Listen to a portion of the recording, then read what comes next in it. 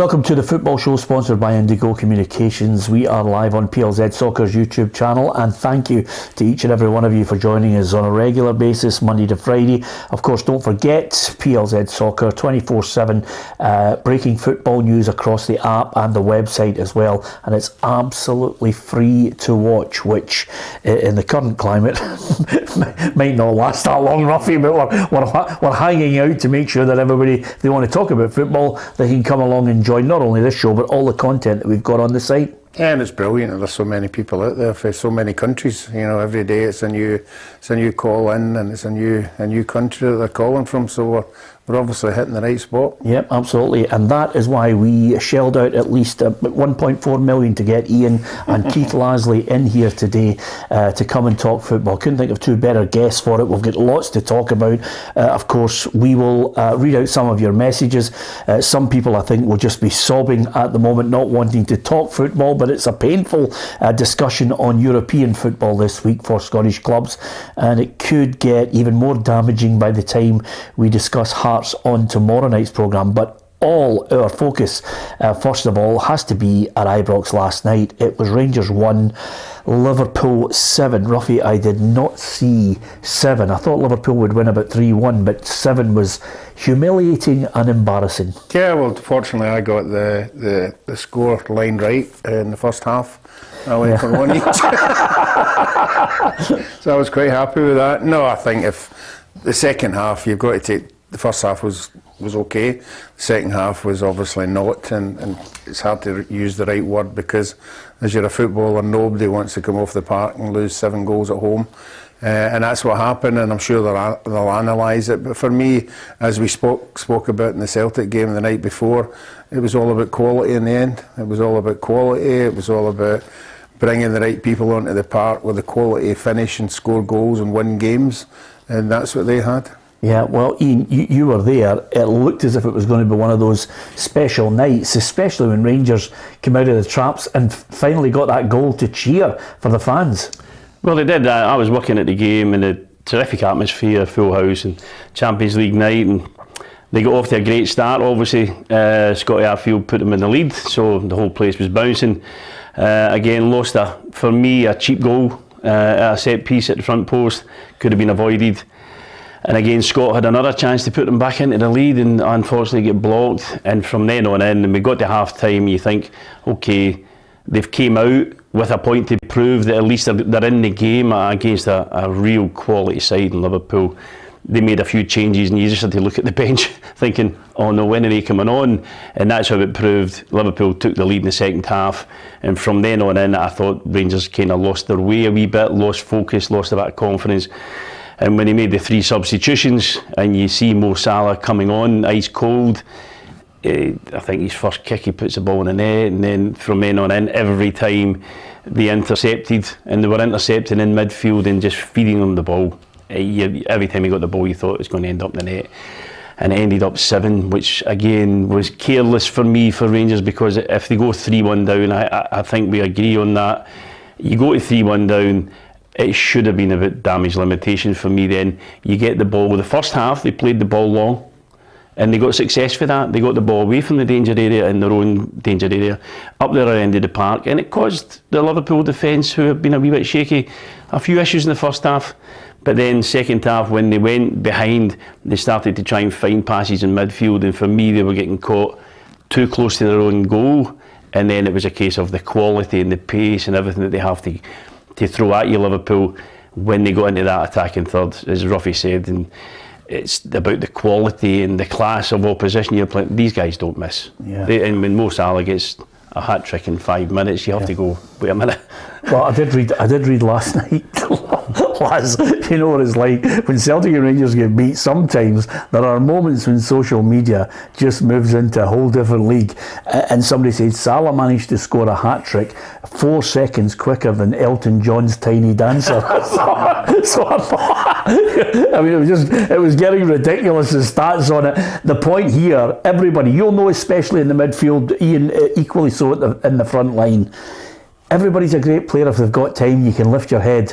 You've got time, you can do damage. But Rangers, had Liverpool pressing on them, pushing. They had to go long at times, and then the ball just kept coming back in the second half. Yeah, and I think, going back to Ian's point about that moment at 3-1, and I've been there probably as a player against Old Firm maybe at times over the years where, at home, particularly at home, where your crowd are obviously urging you to keep attacking, get back into the game essentially and try and salvage things, where there's maybe a part of that brain thinking exactly as Ian says, look, do we just need to shut up shop here?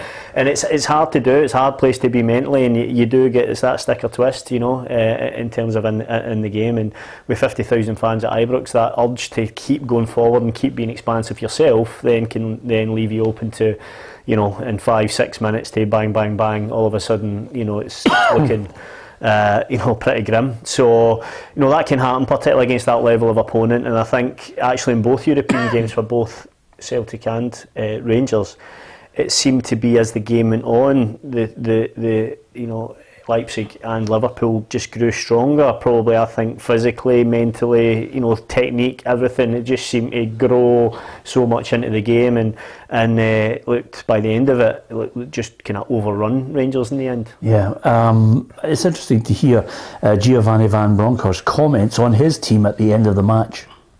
To change our mentality, that's for sure, because we can be very strong, as we showed today, but when we are not there mentally, then our levels drop really, really quick, and we also perform, way less than we should do, and that's something we need to avoid for the future in this this competition, but also in the league.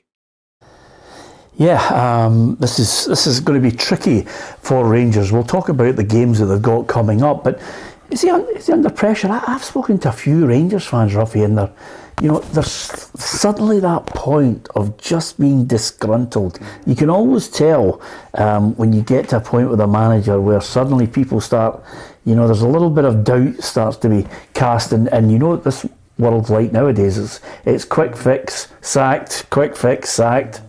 Well, it wasn't a good sign seeing the supporters leaving at 4-1 in the thousands. That's not a good sign at any club. But no, I think he's got enough bonus points, with the Europa run, and the results they've had there. He'll be upset, there's no doubt about that, and he'll be working extra hard to fix it. But as we were talking about earlier, I'd love to have been in the dressing room at half-time, and the half-time whistle went, and they went into the dressing room. It's one each. I would have loved to have known what the tone. All right, we've got them now. We've got them in 45 minutes. Let's kick on that wee bit more, and we'll get the next goal, and then it all just collapses. So it just shows you how much football can change just like that. You would absolutely love that. I mean, I can remember working at Sky, and I'd convinced a couple of the SPFL bosses, look, we're trying to really push the game on here. My bosses have asked if we can put the cameras in the dressing room at half time, and when they went in there, I think it would have been a similar situation, Laz, for Giovanni Van Bronckhorst at 1-1 and Celtic going in against Real Madrid thinking, whoa, this is a game that this is on here. Yeah, no, absolutely. I think at that point it was as well. I think Ian mentioned the Arfield's chance for Rangers to go ahead as well, which was a huge chance. And in these big games, they're the things that need to go in for you, aren't they? Big moments in games, they get the crowd going, and those fine margins. But absolutely, I think the message at half time would have been, it's let's go again.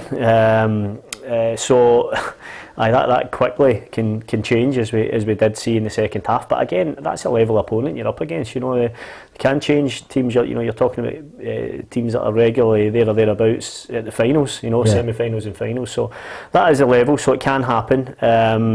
But I think what Giovanni was talking about there, maybe their mindset once they did go behind was maybe the thing that he's alluding to. He was a bit disappointed about, where they maybe just kind of get scrambled a little bit and just kind of lost their way a little bit mentally, and it did look a little bit like that on the pitch. Yeah, and of course, let's not forget, this is a Liverpool side. By the way, he was prickly before the game kicked off in the press conference the day before, Jurgen Klopp, because I witnessed last week's press conference as well, where all the focus seemed to be on, look, Liverpool have lost their spark, they're out of the race, Arsenal have defeated them, they're 14 points behind the Gunners, so they're not going to win the title. So he was getting a little bit prickly, there's a little bit of heat on him, and suddenly, they come out with that result ahead of a huge game against Man City.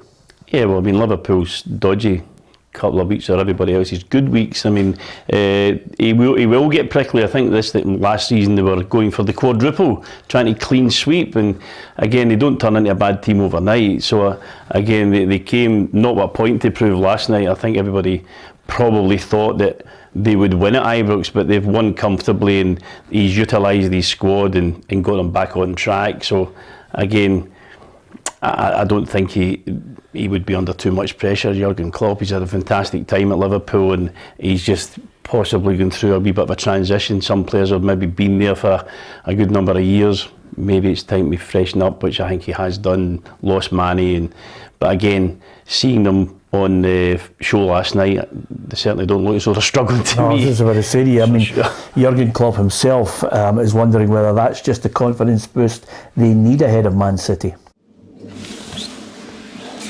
We will see. We will see. I'm always ready for a change in the right direction.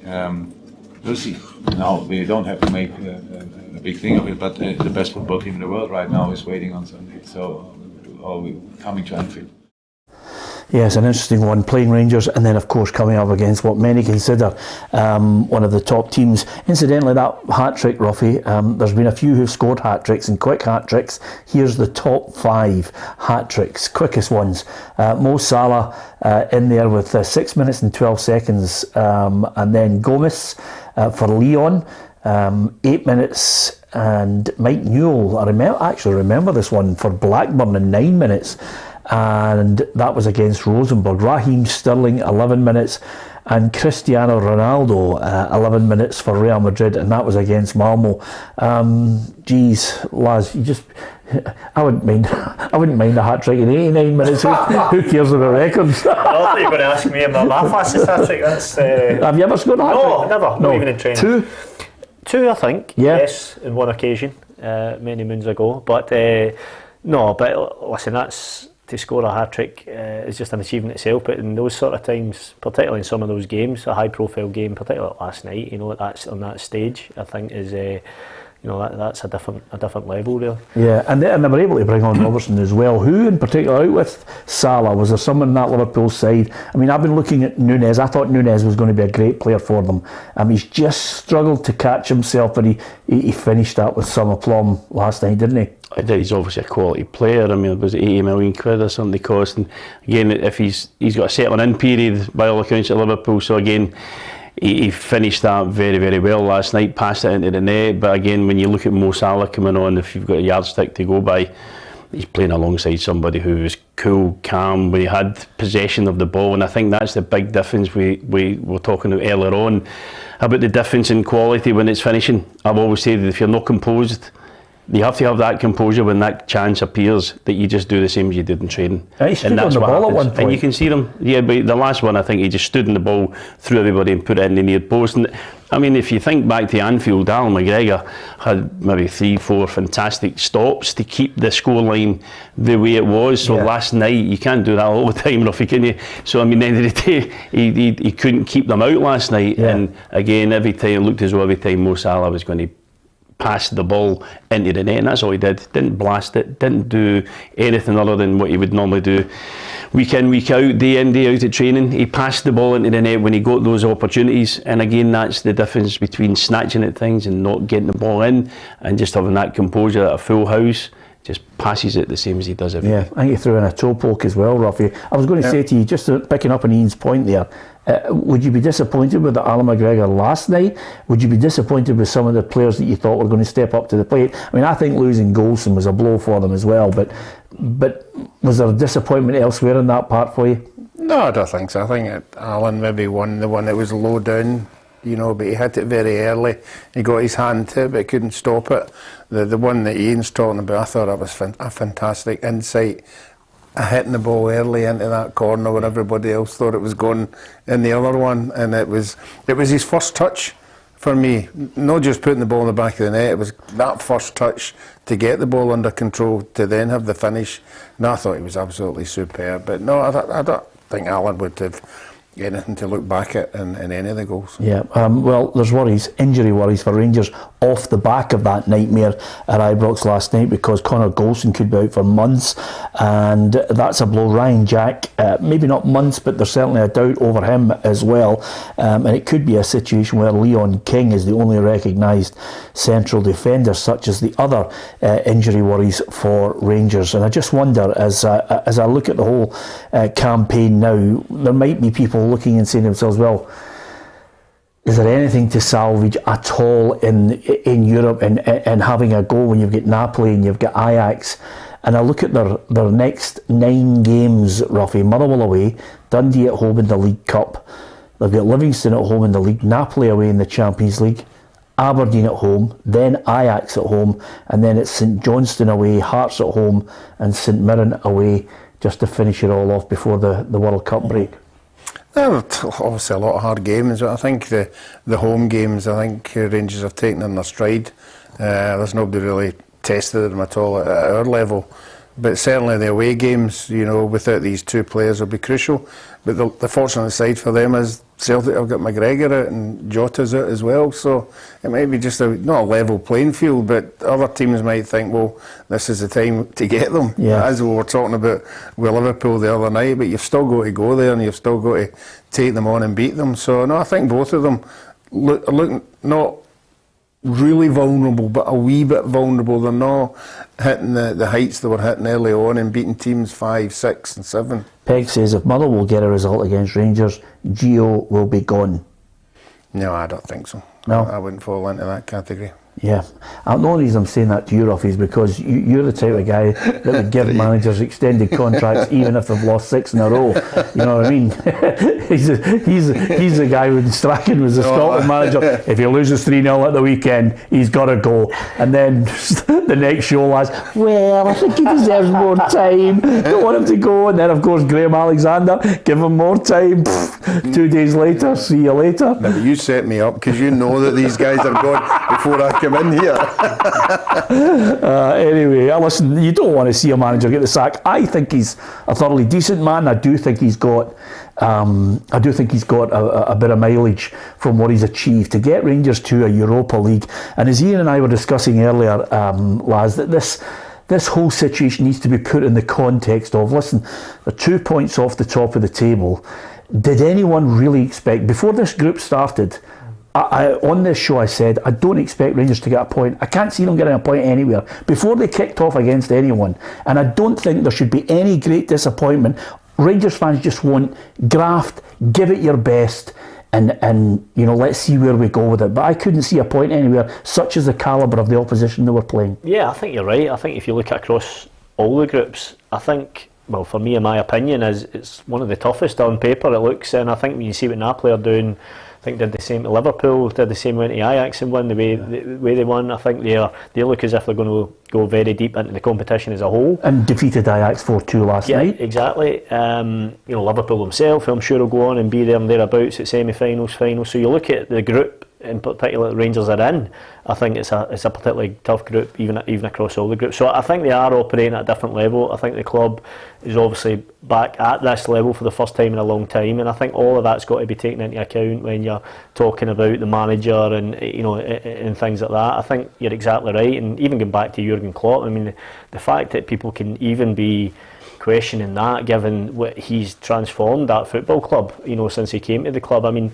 And I know they're laughing and joking about Ruffy doesn't want to sack any managers, but I do think there's something in, and I know it's not the way things are done this today's age. Everybody wants instant, right, it's not working, right, get him out, get the next guy in. I get that's where we are in terms of society, etc., with everything, but I think there's got to be, managers have got to get a little bit allowed a little bit of a downturn if they have shown that they've achieved certain things. Well, I don't want to digress on this, because I'll get your thoughts on the group in a minute, Ian, but just on that point, because you're a chief operating officer, and it's one of those ones you're going to have to explain to me what your remit is, although I'm sure you're spinning about 35 plates. Now, before he started to get that 5 wins out of 6, obviously they lost at the weekend, St Mirren, but before that, there were some people grumbling about Stephen Robinson, whether he was getting it right at St Mirren. St Mirren in the past have been a club who've maybe looked and bulleted a manager without sticking by him. Have you Do you have an input? Have you had that ability to say, look, let's calm our jets here, let's back the manager, let's change the mindset, do not listen to the noise and that knee-jerk reaction that comes with football these days? Yeah, I think so. I think you're judging. Obviously, I've had a previous relationship with the current manager, but I mean, take that's aside. I mean, I've seen him work up close. I know what he's capable of. I've seen him, the way he coaches on a daily basis, what his recruitment record's been like, etc., etc. It's my belief we've got a very good football manager at St Mirren. So listen. Obviously, the manager is always ultimately judged by results, but I think there is other things that you can. I'll see happen in the background and people around the club, things that the manager's putting in place.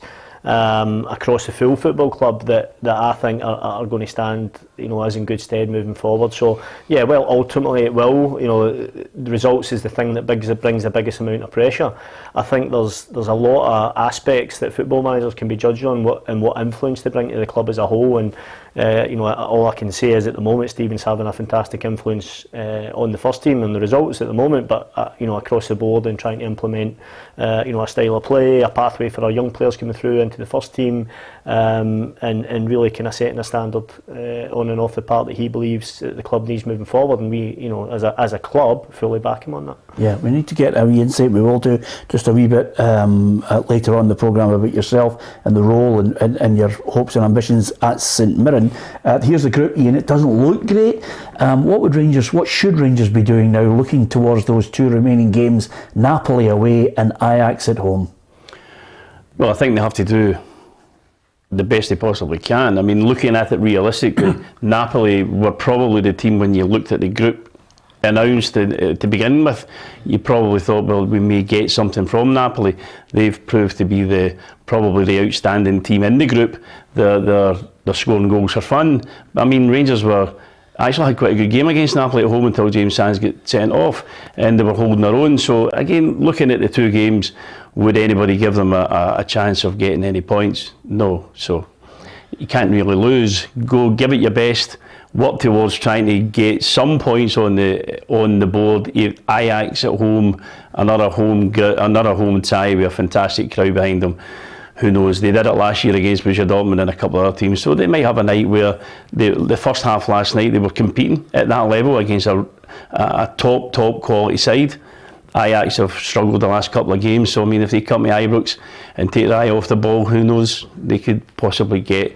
I'd like to see them get some sort of points on the board, even if it's a draw, or possibly get a win at home against Ajax. That's where I would look for any points if you're going to get them at all.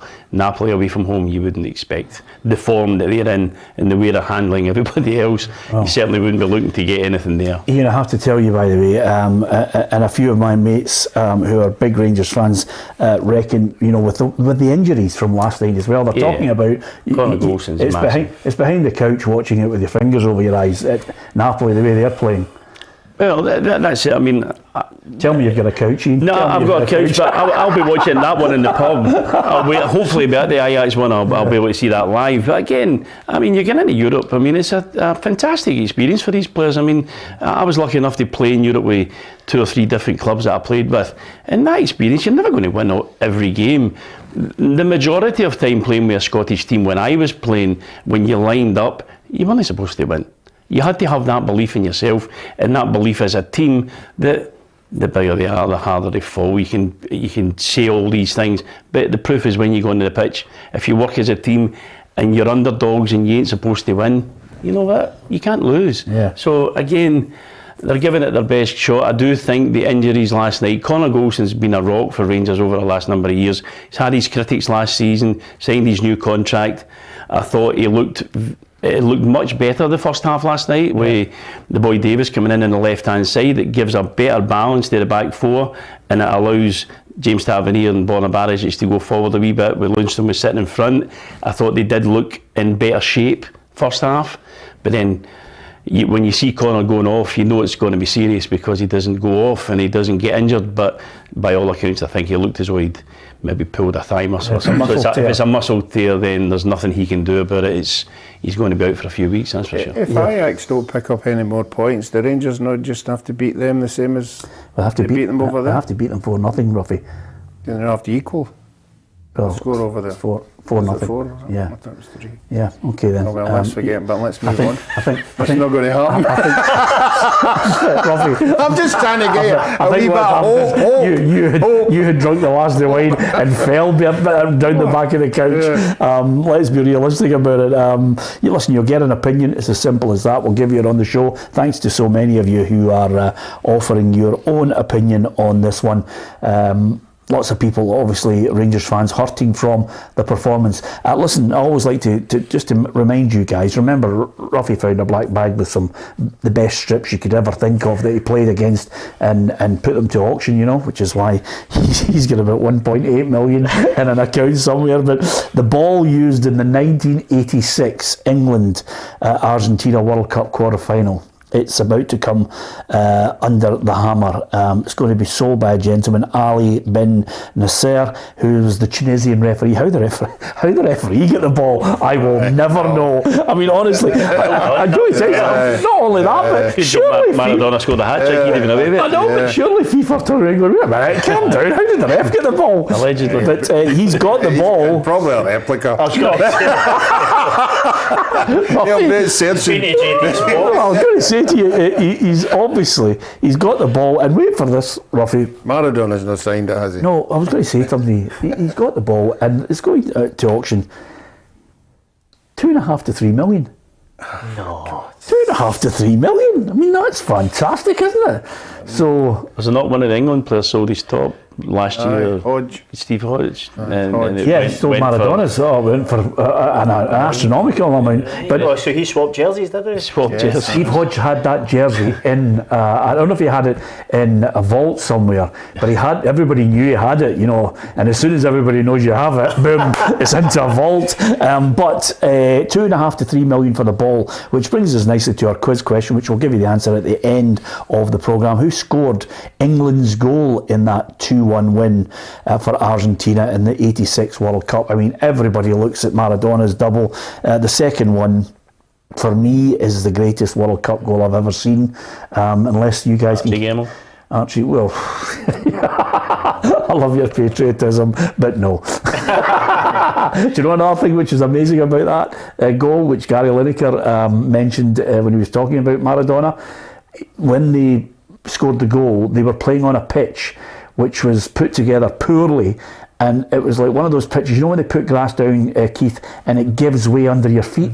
So lots of it was all patchy, and Maradona's still skating past England players as if he was floating. Yeah, that was something else.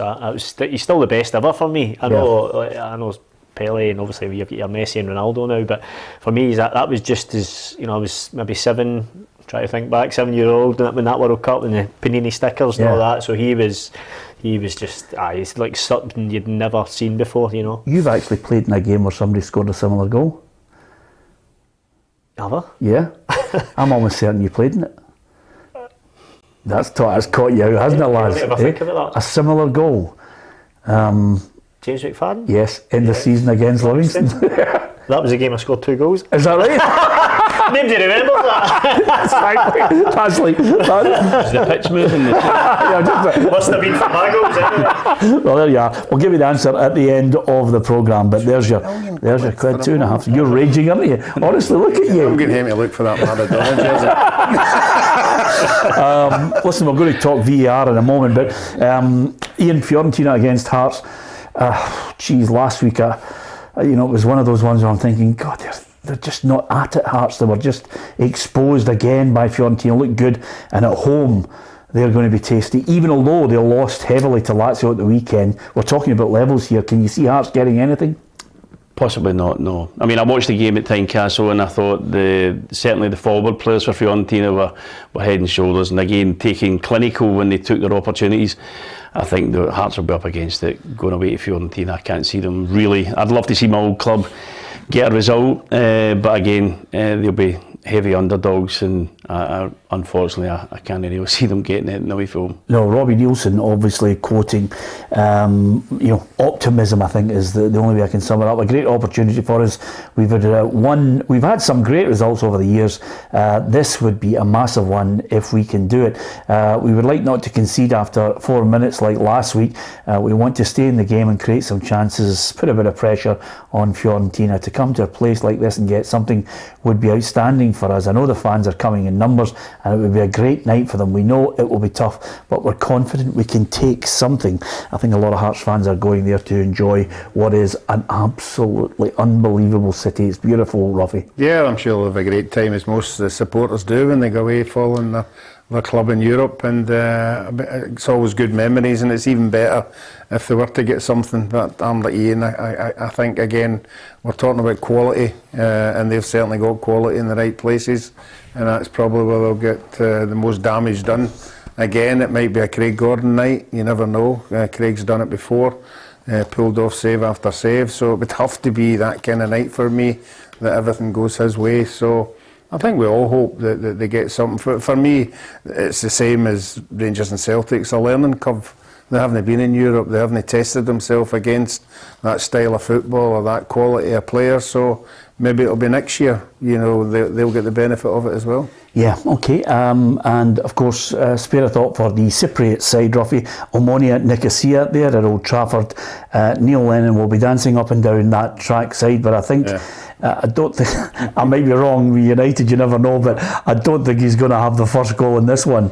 No, and I would like to think if he does get the first goal, he doesn't do that aeroplane thing. Run about the that will not go down well in Manchester.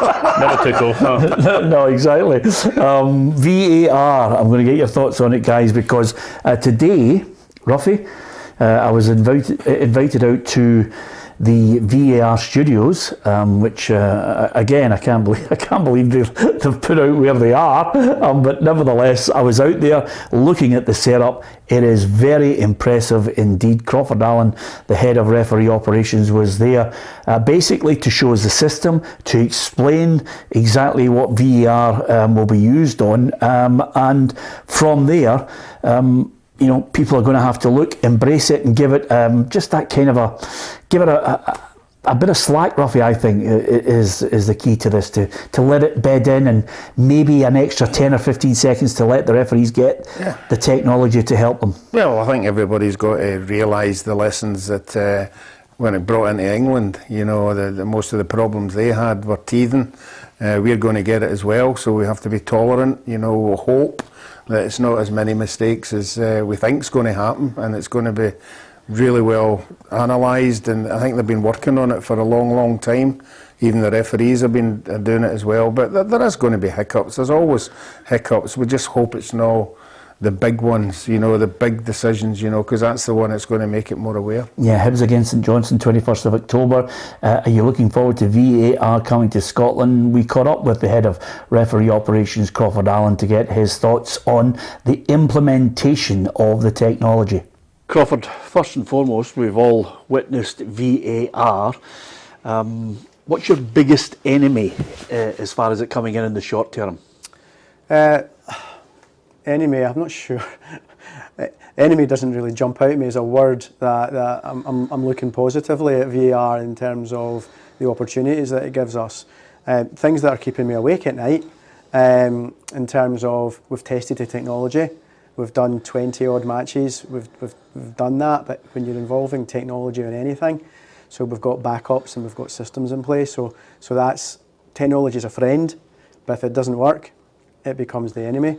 From a people perspective, any technology that you're bringing in that involves people, you're then involving opinions of people, you're involving human beings, and for all the training that we've done and all the standardisation and trying to get a common line in the sand, if you want, of intervention, you're always going to have people opinions in terms of that. So I think we are being as proactive as we can be, and in terms of the decision-making processes, I think it's always going to be an opinion on the fine line ones. the perception that we've been putting out there is it's not the light, the way and the truth, but what it is a greater percentage of trying to get it right. Is that the way you view it, and that the way you would be putting a message to the fans? Yeah, that's my glass half full version, absolutely, and I'm more a positive person trying to look at the positives in it. I don't think I've been a referee for 25 years. If I'd looked at it from the other angle, I wouldn't still be here. So it will, and it has been proven, and during all of our test matches in the centre here, help us get the big decisions right, or the vast majority of the big decisions spot on. As I said, there'll always be that line in the sand one where an opinion will kick in. Would you make an appeal to fans that maybe in the short term speed might be a frustrating issue? It's certainly an element of learning from other countries, and when they've rolled this out, the analogy I would use is in terms of the guys and girls have got their driving licence now, they've passed their test, FIFA have approved us. For anyone that drives, you'll know you get better at things the more you do it. You get less clunky, and you get used to the system. So I would rather, and I know it'll be a little bit frustrating, take 10, 15 seconds longer and get a decision right than, say, put pressure on them to say, you need to do it quicker, you need to do it quicker. We might get a decision wrong then. So yeah, getting it right is key. But there will still be an element of opinion in this line in the sand, as I call it. Is there one law or one decision-making process that you think is going to be really difficult and confusing for fans? Certainly from listening to you, whether a player is offside or whether a defender has touched the ball seems to be the one area where there's going to be a problem. Yeah, there's going to be opinion. Whether it turns into a problem or not, we'll do all our best to stop it becoming that. We know, we're not naive enough to think there won't be issues out there. But in terms of the frustrating one is, I know some people find it a challenge to say, why is the assistant referee not flagged? That's a blatant offside. So if it's blatant, the assistant can still flag. If they are in any doubt at all, but they think it's probably offside, previously they will have flagged because they get paid to make the decision. Now we won't play to move on in case a goal's scored. Yes, there's a risk and we get it, and this has been in play for 6 years or so around the world and other countries that have had VAR. There is a risk that if play continues there could be a possible injury.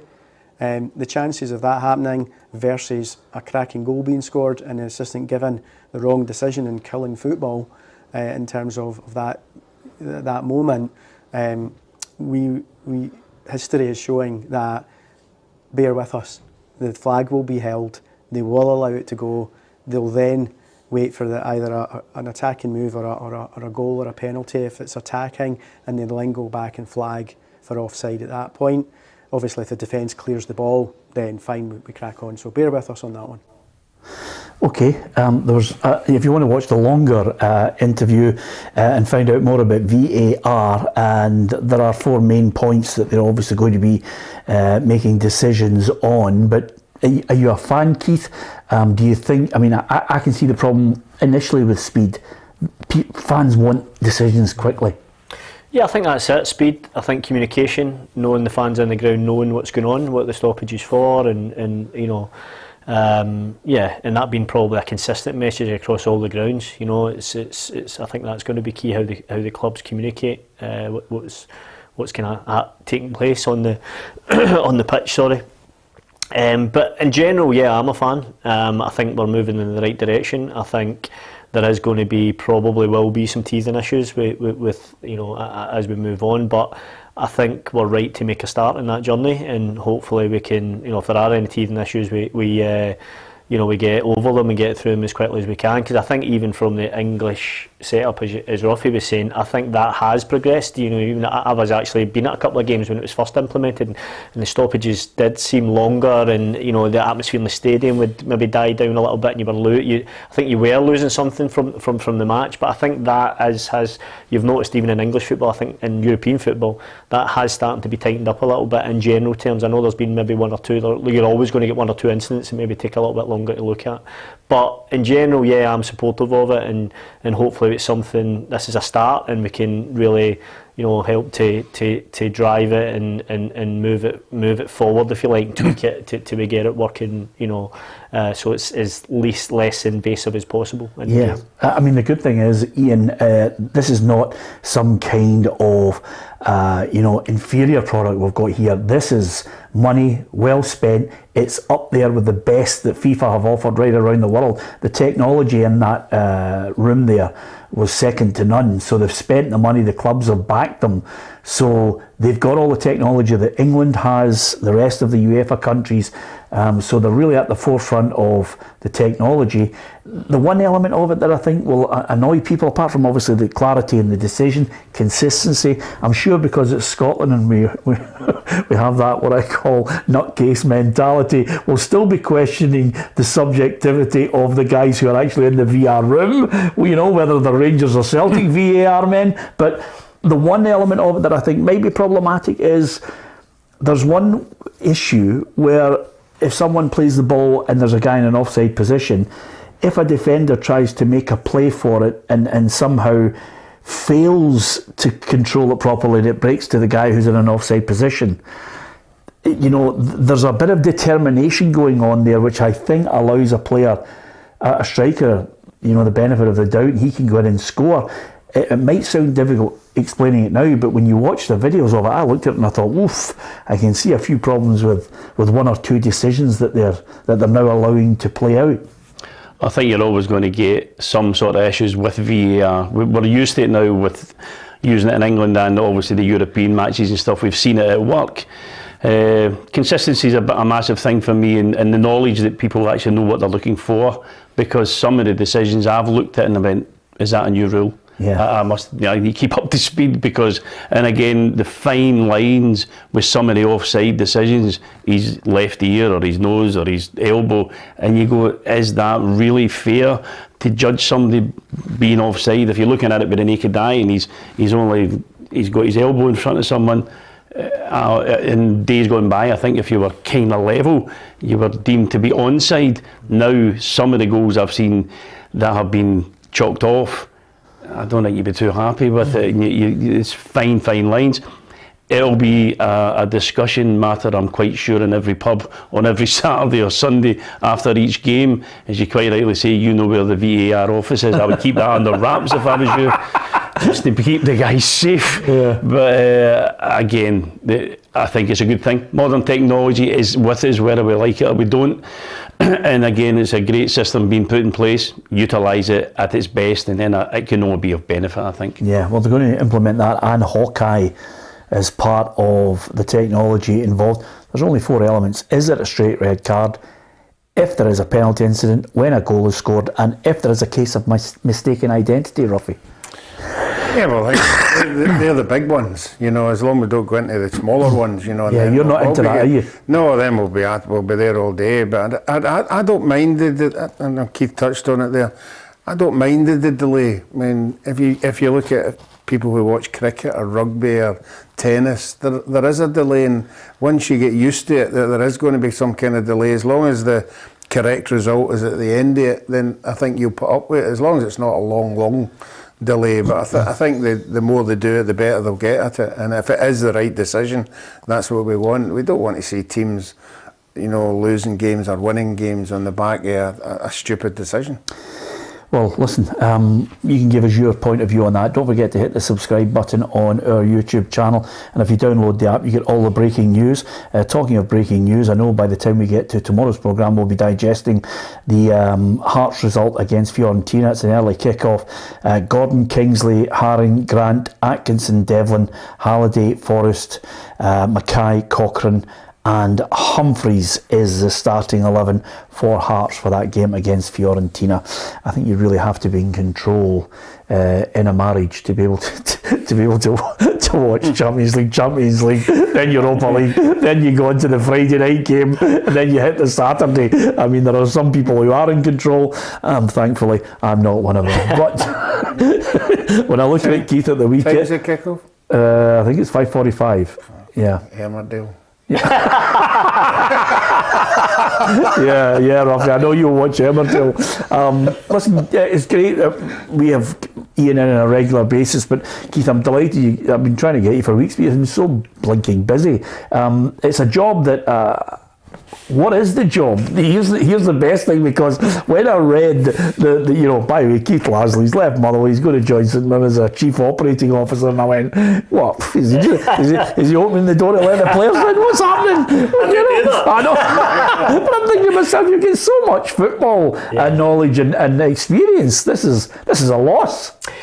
Well, that's one way of looking at it, but no, listen, the football's still going to be a part of it. I mean, I've still got a relationship with the manager, probably looking at a bit of a broader view on the football structure, if you like, from first team, academy and the whole thing. But really the remit is overarching really across the whole football club, you know, from the footballers, as mentioned, to commercial, to you know, season tickets, to, you know, kit launches, to our community programme, you know, etc., etc. So it really is everything. When you say exciting. Kit launches and community programmes, do you have the final say on yea or nay? Yeah, absolutely. Yeah. So you're kind of overseeing it. Obviously, I'm managing a team of people as well who, you know, it's certainly not a dictatorship by any stretch of the imagination. It's got some really good people at the football club, but you know, ultimately it's my responsibility in terms of you know, how the football club is moving forward in all of these areas. So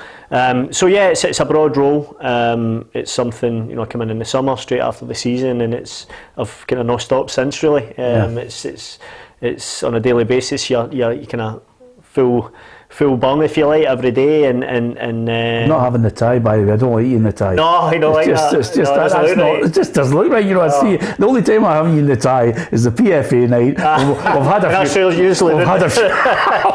a few shandies, but I was just wondering about the results. Though must make the job really, really good, because as everybody knows, you know, I thought St Mirren, when I heard grumblings about Stephen Robinson at the start of the season, I went, I wouldn't give me peace, man. You've got to give the guy, you know, some time to get his own players, get his own side. And suddenly, they're on a 5 wins out of 6 going into the game at the weekend. Yeah, I think we all know that's always a tricky period. One manager leaves, he's probably had a style of play, a group of players, and, you know, a new manager comes in and inherits that, and that period till the end of the season, he's just trying to get the best from them and probably start to implement his own ideas. So I think that period for Stephen last year was probably a tricky period in many aspects, but obviously he's got to the summer now, he's been able to recruit you know, a few players himself, and we all know how important that pre-season period is for implementing him onto the team essentially and into the football club. So I think that you can see that influence now in terms of the way the team's set up and the players that have, you know, come to the club, and we just look to kick on from that. So it's a great start, but that's all it is. You know, it's a good platform to really hopefully to kick on from now. And, you know, with that natural break now coming from the World Cup, I think all the teams will be in the same mindset. You just want to get to that, hopefully, you know, maintaining that good position in the league, and it gives you that real buzz, if you like, to come back out the other side with that home straight in mind, if you like, really, to go to the end of the season. And if St Mirren fans, just briefly, we're listening to you right now, from your overview and that archway across all the jobs that you're doing, is the club in a good place? Yeah, no, listen, there's always challenges at a club, you know, of our size.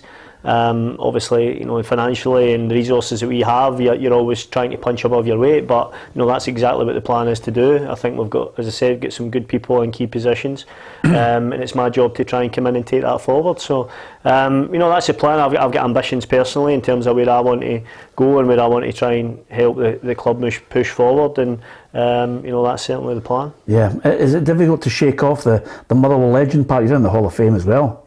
Yeah, that's coming soon, but no, listen, that's something I'm really proud of. That's coming up next month, and gives Tam Cowan one last chance to battle me, which, listen, is always nice. But no, listen, I've not too much time to think about it, but I'm really looking forward to that. It's something me and my family are very proud of. But yeah, listen, it's natural. I've been at the club I was at the club for 20 years. It's natural. It's always going to have a huge place in my heart, but, you know, it's in terms of my career and me moving on, this is an opportunity that I wanted to take, and it's a fantastic opportunity at a great football club. So yeah, onwards and upwards with that, and, you know, I look forward to Tam's battering when it comes. Yeah, absolutely. It's nice to get somebody in a Hall of Fame, you know. I mean, obviously. Brilliant. That's the only one you're in? Aye, yeah. He's in 4. That's outrageous, isn't it? By the way, I'll tell you this, Ian. Ruffy's in 4, and he looked at me and he thought, I can't believe you're not in the Celtic one. He played 6 games for them, by the way. I've got to say, Keith, if you fall into the trap, obviously Jerry Britton's our 24-hour man. If you fell out into the trap of sending emails out at 5 in the morning, because I'm lying in bed and the phone dings, it's Jerry. He does an email. He's just threw an email at 5 in the morning. Yeah, that's what happens to you. You're in the Hall of Fame, aren't you? No, unfortunately, I said to you before, I never stayed anywhere long enough to get into the Hall of Fame. I just kind of moved about, but I've never made. I think I said to you, I think the Dundee United won the UEFA Cup. I think I'm the only. The whole team's in it apart from me, I think. Yeah, well, listen, we need to start. Change that. Hey, Ruffy, we need to start a petition. To be fair, I wonder if I could just indulge you for one moment on this. Can you remember, and for the benefit of younger people who may not be aware of it, can you remember the starting 11 for that side? Because you scored in the new camp and you defeated Barcelona with Terry Venables the manager, Mark Hughes, Gary Lineker. They were all there. I can remember their team. Yeah, starting 11 would be Billy Thompson, John Holt, I'm sure, was right back that night. Mary Hegarty, Malpass, McInally, Redford, John Clark played at the back as well, Paul Sturrock, me. Some team. What about that for a team? That's not bad, Ruffy, isn't it? That's a great team. And I can't get the Hall of Fame out of my head because I'm going to tell you this story. Scotland Hall of Fame, Andy Gorham got in it, Jim Leighton got in it, Rose, the women's got in it, Rose Riley. There was some guy called R.S. McCall got in it. There was everybody getting. I used to come in every year and go, what about this man? I can't get in that Hall of Fame. I then found out he was on the panel. I have to say, in my defence, Keith, there was a collection of people there who they put the names up, and eventually we get down to Ruffy, and I thought, we've got to vote him in. It's a stone waller he's in. Couple of things before we go, lads, and it's great getting your thoughts on it. I just wonder, you obviously talked about the disappointment of Rangers. I just wonder with Celtic, with their 2 remaining games, whether, they're going to, listen, it's a hanging by a thread chance, got to beat Shakhtar Donetsk, got to go there, and I think maybe even try and beat Real Madrid. Rangers a different type of defeat, a different type of, this team that reached the Europa League final, and now the performances in the Champions League have been disappointing. In a strange sort of way, I think some of the Celtic fans have been cutting Ange Postecoglou some slack because he's determined to play a certain way, either with this group of players and maybe supplement it in the January transfer window, but they're playing good football, but again they're getting caught out the way Rangers are getting caught out as well. That 45, 60 minutes, boom, class teams batter them. Yeah, I think there's no doubt, I think Ruffy mentioned earlier, the key injuries. I think they operate at that level. I think you probably need your Callum McGregors and Jotas to if you're talking about going to the Bernabeu and going toe to toe and playing at that level. But having said that, I don't think the manager shows any signs of changing his style. I think they're still going to go to Real Madrid, and I'd be very surprised if they change. I think they'll go have a go and see what happens. But your team caught them out.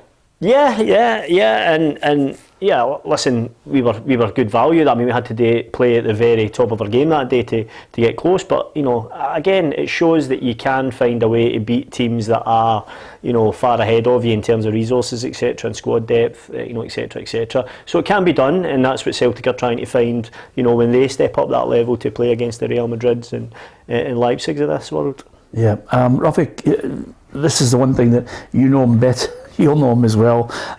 Jim Goodwin's come out and said, obviously there's an appeal going on for his comments about Ryan Porteous, but he reckons that his after-match interviews could become boring now that he's been hit with an 8-match ban. He's going to have to bite his tongue from time to time.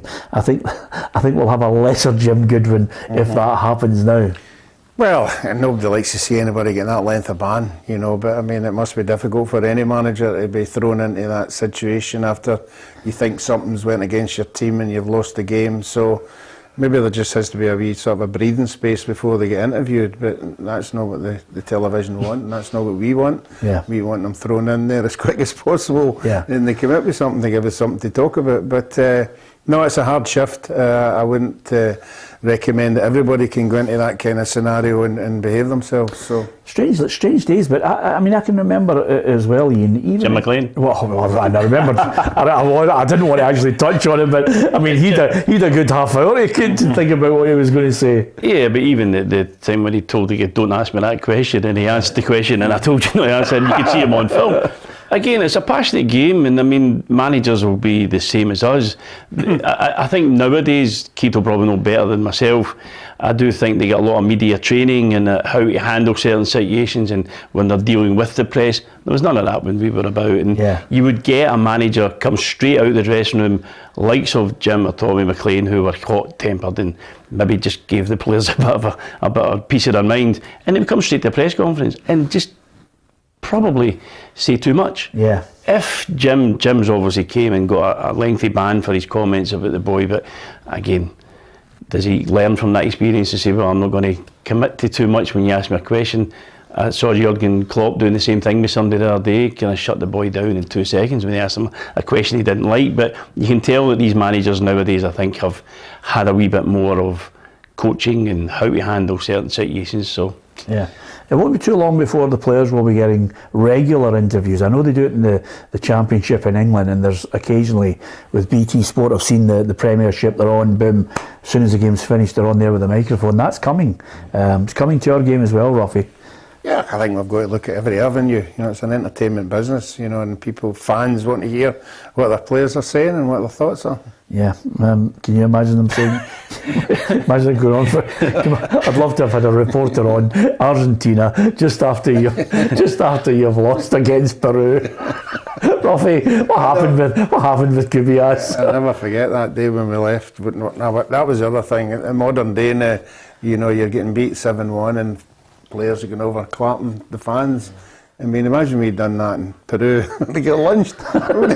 Oh, thanks very much for turning up. Yeah, travelling all over the lost 3-1. Oh, thanks, thank you. No, you get lunched. I'm not having that, by the way. I know that it's difficult for you, but I'm not having the old, you're cuffed and you're walking up to the fan and giving all that stuff. That'd do your head in, wouldn't it? If you're cuffed, you want to get in the tunnel and get in the dressing room and just get what's coming. Well, I think Borna Barisic summed it up. He didn't know when he was going to get to sleep last night. He just thought, I am hurting, you know.